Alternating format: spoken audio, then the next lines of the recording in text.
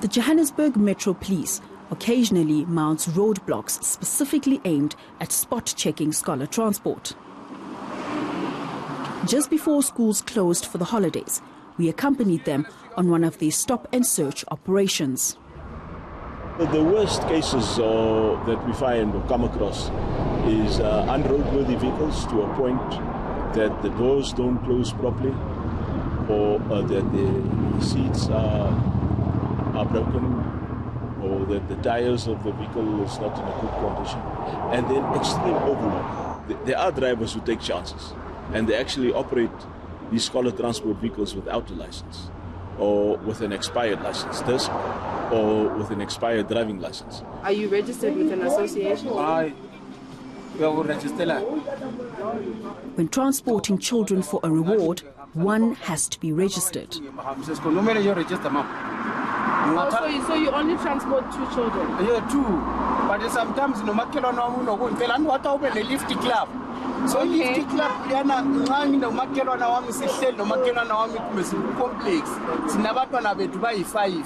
Okay. Uma abantwana bethu bayi 5 siyakhulumisana no makelwana this week ngoba phikayo. Next week la ngoba ipetrol ikhuphukile phela mama. Yebo. Yeah. If this situation is like this one, yes. He's professing to be in a lift club. Yeah. It's a very difficult situation to control because he may very well be in a lift club.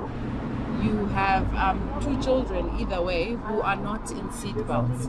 Yeah. Yeah, and that's a problem. It's a big problem. Yes, it's a big problem. So he's no way this is fundiswa lezo.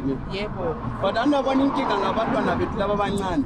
Ungaze umfake isibheli kodwa ubheke phambili concentrate phambili. Yena uyakhipha nesibheli le uyadlala kalokho. Yayibona inkinga esihlangana nazo futhi ebantwaneni. It may seem as though the issues with scholar transport begin and end with drivers, but the recklessness is a symptom of a much bigger problem. The Alexandra Scholar Transport Association's Jabulani Cele told us that in 2006, an entity called the Gauteng Education Transport Services, GETS for short, was set up to help regulate the industry. The structure of GETS, it was destroyed by the very same people who started it. He went on to tell us how GETS allegedly plundered 5 million rand, meant for implementing much-needed changes in the private learner transport industry. That 5 million, we were looking ahead as members on the ground to see the change, perhaps, of operators starting to drive, vehicles of safety, vehicles who meet the requirements of the public transport. But due to having the executive that was so selfish for themselves, they contributed towards the collapse of the structures, and also the money that was channeled for the operational budget, it was no longer serving its purpose. It was misused. It was absolutely misused. Jabulani alleges that GETS executives' terms of office expired in 2009 and that the people currently running the Gauteng Education Transport Office are unelected and therefore illegitimate. It's true. This is not denied by GETS regional treasurer, Simon Hlophe. He says they've been unable to hold elections or perform their core function for almost 9 years. I think we've been in this office for from 2009. He admits that there was plenty of money to begin with. Our offices were set up at Commissioner Street, Elephant House. They were so beautiful.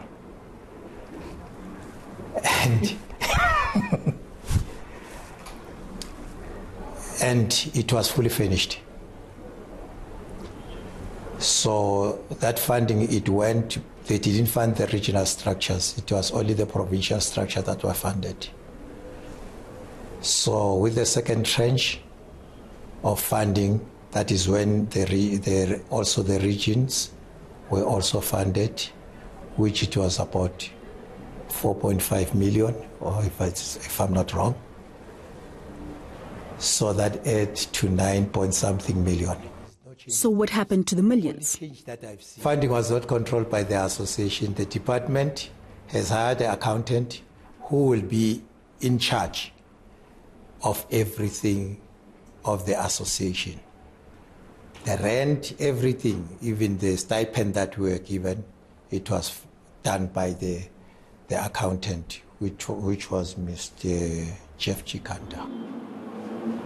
GETS is no longer funded by government. You know, you go to the MSC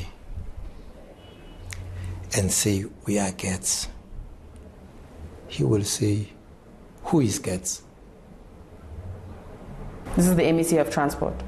The MEC of Transport. The Transport Department didn't respond to our requests for an interview, so we tracked down Jeff Chikandi, who the department had entrusted with 9.5 million rand. We discovered that he owns a school, seemingly named after him. According to the school letterhead, it is supposedly attached to another with the same name in the United States, which according to our investigations doesn't exist. After several days of calling and even arriving at the school to request an interview, we finally received a call from Jeff Chikandi himself, during which he went on a tirade about how he now owns his own fleet of 52 scholar transport vehicles and is no longer involved with GETS. He then turned down our interview request. After the phone call, he sent us these abusive text messages confirming he won't speak to us and claiming to have records supposedly to prove his innocence. Having failed to get an interview with the Department of Transport, we approached the Gauteng Education Department. We asked its Deputy Director General of Strategic Planning whether GETS was indeed created to regulate scholar transport. No, it wasn't. Okay, all right. But according to them, they formed in order to regulate the industry, to create a body that would oversee the private transportation. Sorry, who's they? The Gauteng Education Transport Services. No, I'm not aware of them. You're not familiar with them? No, not at all. Okay, all right. So it seems the 9.5 million was money down the drain.